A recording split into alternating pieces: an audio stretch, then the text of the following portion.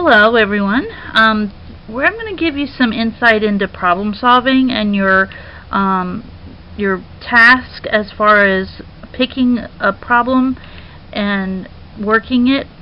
And I want you to understand that this is a work in progress for you to understand this and to get good at it. So this first week you're probably going to make mistakes in how you choose problems to use, but that's okay. You can come back and revise them and then try them again with the next one the next week if you decide to do that as a group to try out the revisions.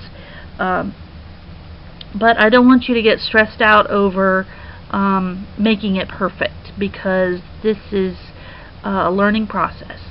So let me give you some hints on what this is all about.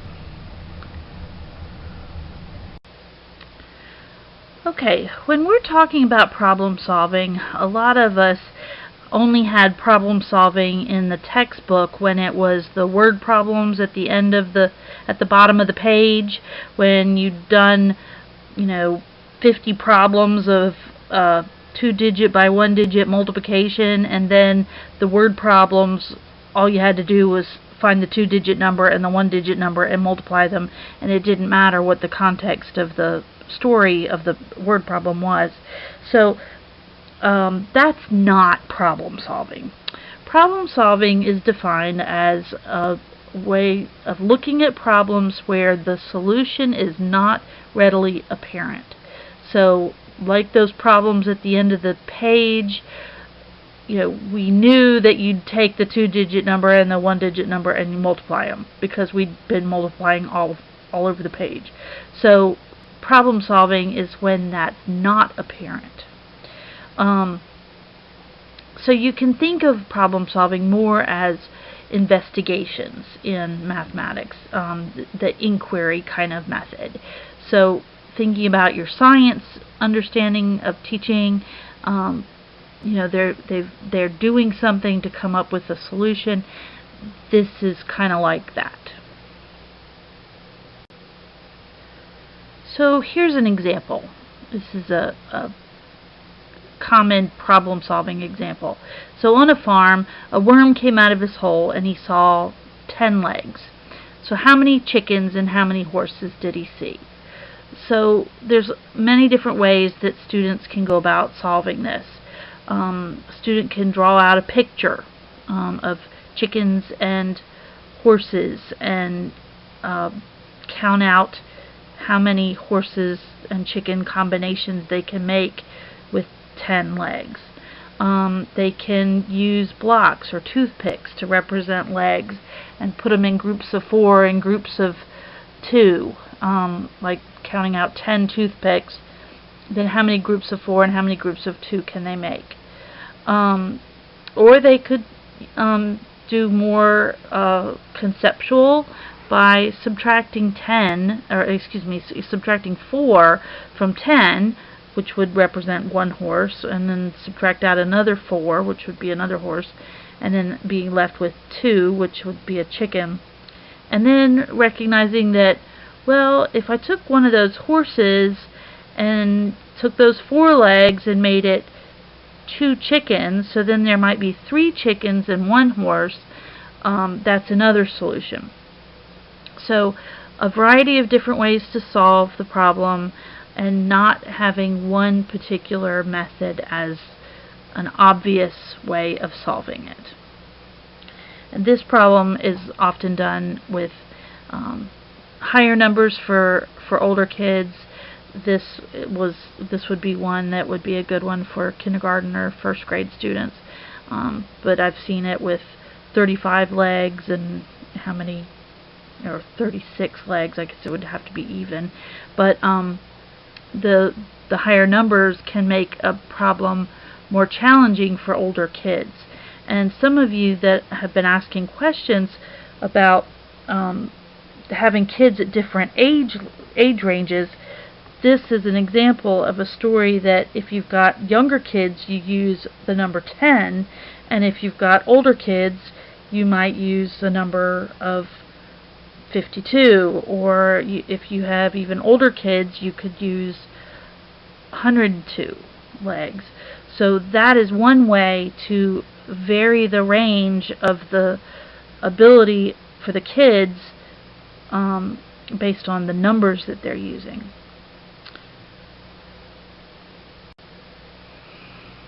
Okay, so to sum up about what is problem solving, it's a task that students need to apply what they know about mathematics to find a solution. A good task also helps challenge kids to stretch, to think about something in a different way, to realize something new. So you can even have students learn about concepts through doing a problem task, which is kind of a big idea. It's thinking about not the teacher telling you, okay, here's how you do this kind of problem, or here's what multiplication is, and this is how we use it, and this is when we use it, but to offer students tasks that involve putting things in equal groups. So it can help them either like help their conceptualization of concepts get deeper, or they're learning more sound, but definitely a task is one where they have to apply something that they know.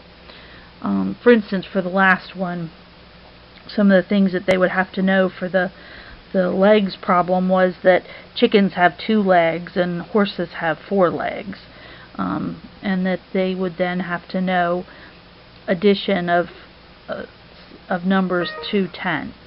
So that would be some things that they would know to apply to that previous problem. So let's talk about some more stuff. Alright, so where do you get problems?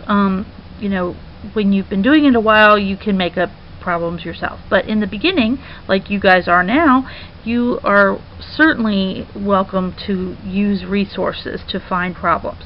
So I'm making some available to you. The problem-solving decks that I'm posting on Blackboard come from North Carolina, where I'm from.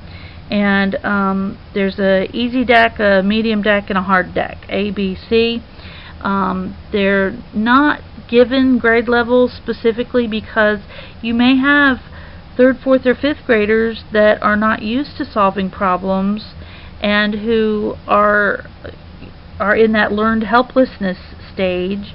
And so with those kids, you need to start easy and give them successful experiences before you give them challenging problems that are probably more on their grade level.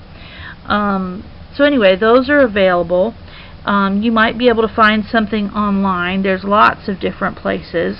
The National Council of Teachers of Mathematics, NCTM, their website at www.nctm.org. They have Illuminations is their website for teacher resources, and so you probably will be able to find problem-solving information there.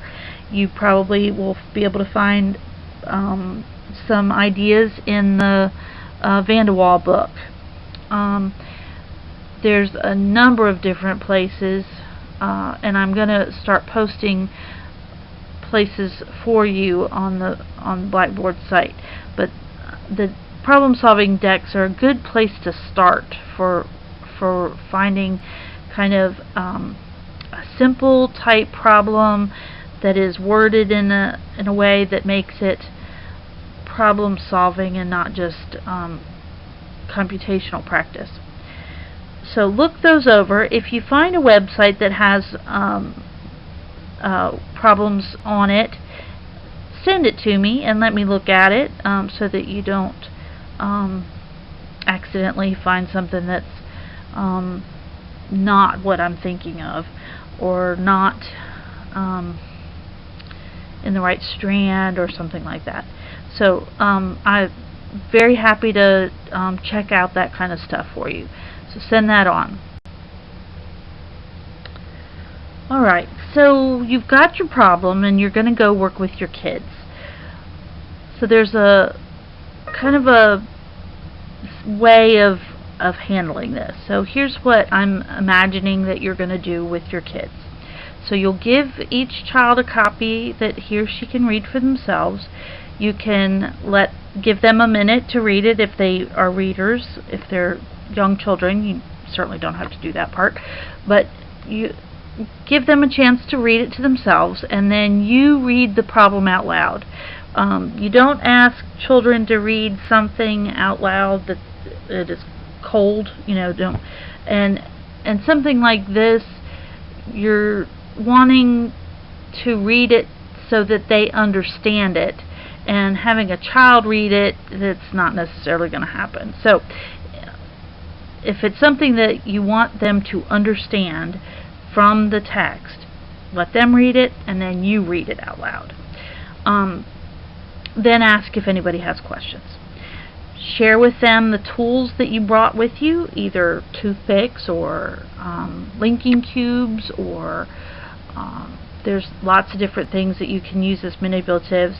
And what I want to offer you is that if you don't have access to math manipulatives and you're planning a problem that would utilize math manipulatives like pattern blocks or linking cubes or things like that, that if you can tell me in enough time, I can send them to you.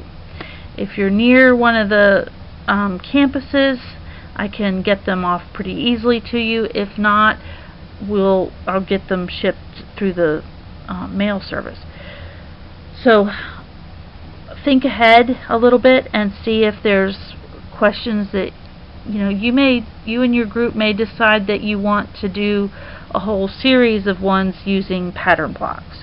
So if that's the case, then you need some pattern blocks to use. So let me know and I'll get them sent to you. So you share the tools that you brought with you. Then give them a moment to think about it.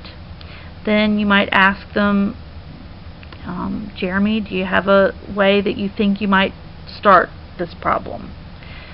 And then ask Sue, do you think do you have an idea of how you might start? Okay, they may want to share it with you, they may not. You can then let them start working on it. So give them the time to work on it. Even if they're starting off doing something that's a dead end, let them work it and let them see if they come to a dead end. So you're watching to see, are they going to recognize that that's a dead end? Do they realize that a solution is either not coming or that it's not going to make sense to the problem? So that's part of what you need to look for.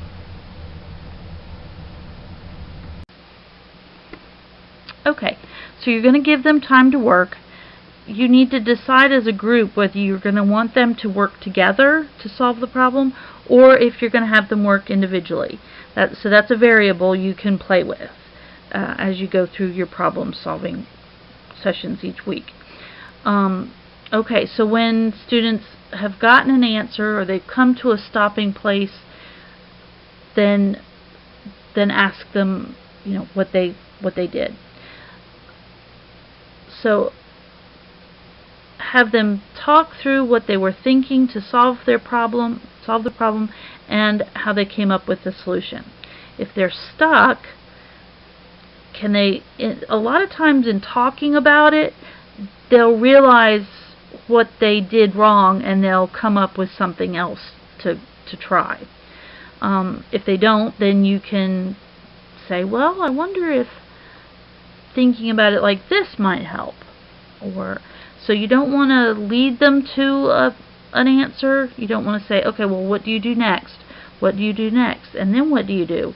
That's leading them to an answer. You want to get them thinking in a different direction. So it's a guiding question instead of they call them focusing questions and funneling questions. If you're funneling them, then you're leading them to a certain way of doing it and a certain answer. If you're focusing them, then you're getting them to think about a certain aspect of it in a different way than what they're doing. So having them talk about their thinking and their solution strategy is what you're really going to be paying attention to as a researcher. Okay, so what is it that you think about while the kids are working?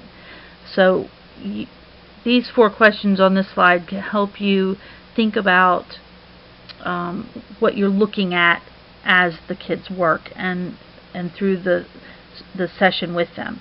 Now remember, this session is not so much about teaching them the mathematics. This is not a tutoring session. This is for you to get a glimpse into how children might think about solving problems. So your first thing is, what type of strategy did they use? Did they get anything written down on their paper? Is it written down in a way that you'd be able to follow what they were thinking, or is it just kind of notes to themselves? So you need to collect that paper when you finish the strategy session and make sure that it has their name on it and the date. You can also staple the problem that you did with them to that paper. So what strategy did they use? We're going to be talking about the types of strategies next week and kind of analyzing what your kids did. So did they go about solving it with a strategy that would work? If not, did they recognize that and go back and shift gears and do it a different way that then was able to come to a solution? Were they able to do that? How was their frustration level or their confidence level? Were they really confident in tackling this? Were they hesitant? Did they need some support from you, or did they need a lot of support from you? So in thinking about Vygotsky's theory, those of you that have been doing your master's theory, masters, you should know this, that there's 3 kind of levels in what Vygotsky was thinking about. So there's the level where they are able to work. They've mastered the work and they're ready to go. And then there's, on the other end of the continuum, there's the work that is too hard for them at this time. So it's that sweet spot in the middle that we're talking about that is called the zone of proximal development. And so it's that they're able to do this work with a little bit of support. So that zone of proximal development, did you hit it? Or is it, was this task too easy? Or was this task too hard? So that's one of the things you're thinking about. Then think about how they were able to communicate. One of the process standards is about using precision in talking about the math. So how well were they able to communicate their thinking? Do they have math vocabulary? Were they able to use the math vocabulary? Did the other students understand their strategy? Were they able to communicate well enough that you understood it, but also well enough that the other kids were able to understand it? And then you're thinking overall, how well have they mastered the big idea illustrated in this problem? So you know from the onset kind of what your big idea is that you're looking for, and how well are they doing? Are they in their zone of proximal development? Are they getting it? Or is this something that they've mastered and they're able to apply to solving problems? Or is it just way too frustrating and we need to stop? Now, I do want you to know that you can stop the session.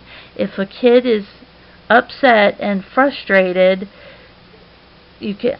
What I usually do is say, this seems like it's kind of hard for you. Is that the truth? Is that true? And if it is, then they'll say yes, and say, well, maybe this one is not one that we need to work on today. How about that? So we'll put it away for now. And so it's not, you're a failure, so you don't want to make them feel like they failed at the task. It's just that this is a little hard for right now for you, and that's okay, that you're going to get there. So I hope that this has given you some more information about doing the problems, and I also hope that you understand that this is a process, and that your first week doing this, it may or may not be successful. You may find that the problem that you guys chose was too easy for your kids. That's the problem with working with kids that you don't know. So if these are kids that are new to you, that you might know them, but you don't know them as mathematicians, so it's going to be harder for you, particularly this week, to be able to get a real accurate plan for giving them something that's in that ZPD range. But that's okay, because you can revise it and you can take it back the next week and try it again, or revise it based on your observations and your work with the kids. You're able to change it to make it a better problem. So that's what I'm looking for this week. So if you have any further questions, I welcome you to email me or text me or give me a call. And we can do, I've figured out how to do Google Hangouts with your team. So if you want to do that, then we can try that out. I know a number of you have said that you're not familiar with this kind of technology, and honestly, I'm not either. So we're learning this together, but I figured if it's an online course, then we can try to stretch and get a little bit better with our technology. So again, if you have any problems, just don't hesitate to let me know. Thanks. Have a great week.